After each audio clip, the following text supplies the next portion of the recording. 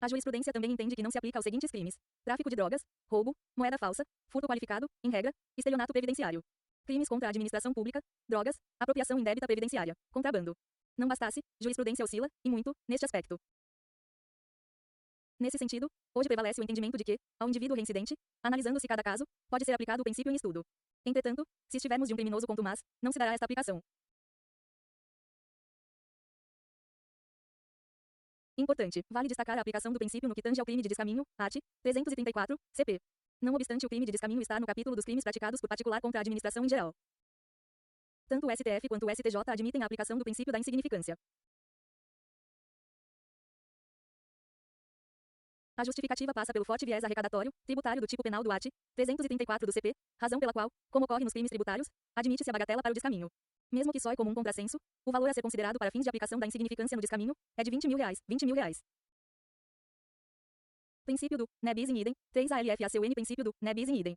Este princípio não está previsto expressamente em nosso texto legal, mas sim, no Estatuto de Roma, que criou o Tribunal Penal Internacional, e possui o seguinte enunciado: art. 20 ne bis in idem, salvo disposição em contrário do presente estatuto. Ninguém será julgado pelo tribunal por condutas constitutivas de crimes pelos quais já tenha sido condenado ou absolvido pelo próprio tribunal. Ninguém será julgado por outro tribunal por um crime previsto no art. 5º, pelo qual já tenha sido condenado ou absolvido pelo tribunal. Ninguém que já tenha sido julgado por outro tribunal por uma conduta igualmente prevista nos arts. 6º, 7º ou 8º, será julgado pelo tribunal pela mesma conduta, a menos que os procedimentos no outro tribunal tenham obedecido ao propósito de subtrair o acusado de sua responsabilidade penal por crimes sob a jurisdição do tribunal, ou não tenham sido conduzidos de forma independente ou imparcial, em conformidade com as normas do devido processo reconhecidas pelo direito internacional, mas de tal forma que, nas circunstâncias, era incompatível com a intenção de efetivamente submeter o indivíduo em questão à ação da justiça.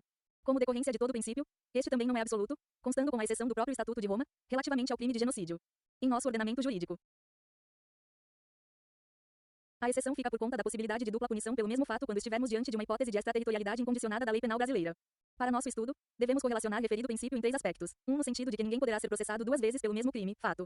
Para o STJ não ocorre bis in idem para a hipótese de instauração de processo penal no Brasil, enquanto ainda tramita processo pelo mesmo fato no exterior, tendo em vista que apenas a sentença pode provocar efeitos no Brasil. 2. Refere-se à matéria, já que ninguém pode ser condenado pela segunda vez em razão do mesmo fato.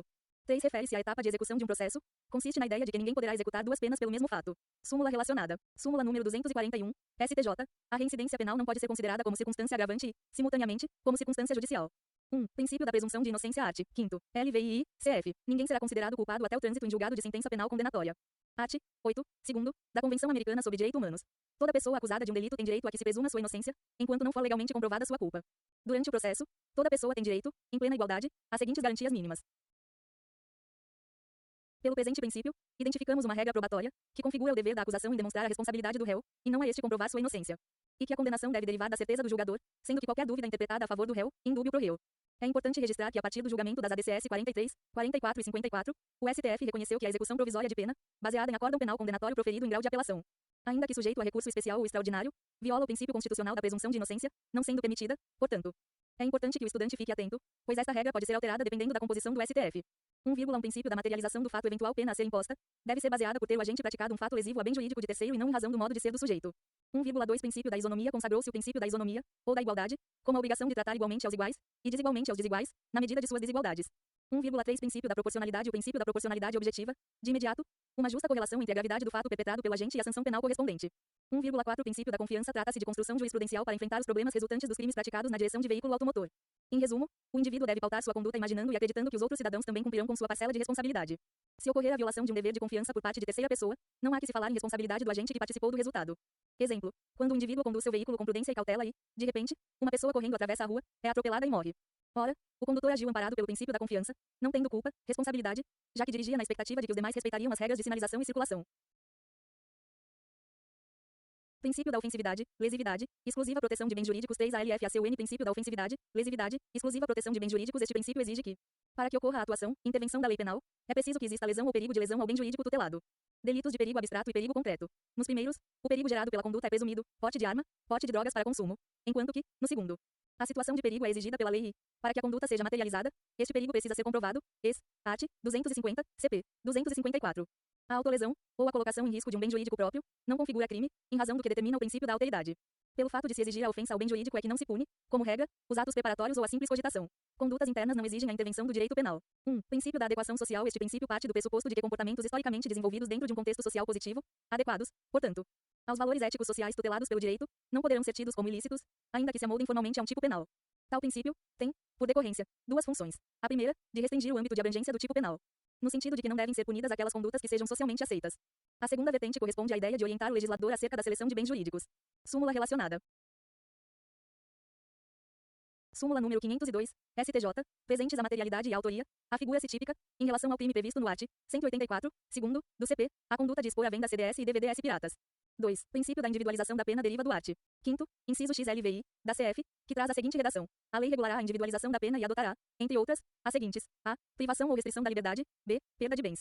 C. Multa. D. Prestação social alternativa. E. Suspensão ou interdição de direitos. A individualização da pena deverá ocorrer nas seguintes fases: combinação, aplicação e execução. 1. Fase legislativa. Escolha das espécies de penas que irão combinar determinado comportamento penal. 2. Fase judiciária, consistente na operação jurídica de fixação da pena que será imposta ao autor do fato típico, ilícito e culpável. 3. Fase administrativa, consistente no cumprimento da pena após o trânsito em julgado da sentença penal condenatória, nos termos regulados na Lei de Execução Penal. 3. Princípio da pessoalidade, intranscendência da pena art. 5º, XLV, CF. Nenhuma pena passará da pessoa do condenado, podendo a obrigação de reparar o dano e a decretação do perdimento de bem-ser, nos termos da lei, estendidas aos sucessores e contra eles executadas, até o limite do valor do patrimônio transferido. Este princípio traz um importante vetor de controle social, bem como a limitação da punição. Nesse contexto, diferentemente do que acontecia nos primórdios, sobretudo à época da vingança privada, a pena poderia passar para outra pessoa da família, ascendente, descendente ou colateral.